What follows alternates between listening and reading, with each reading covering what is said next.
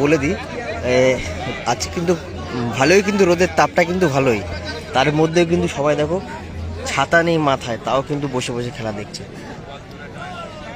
এটাই হচ্ছে একটা ফুটবলের প্রতি ভালোবাসা, একটা আবেগ। ও লাভলি ব্যাক ভলি, লাভলি গোল।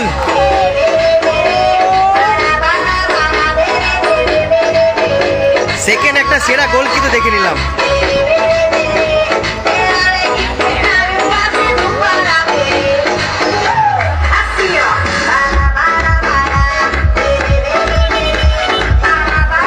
এই টুর্নামেন্টের দুটো সেরা গোল দেখে নিলাম।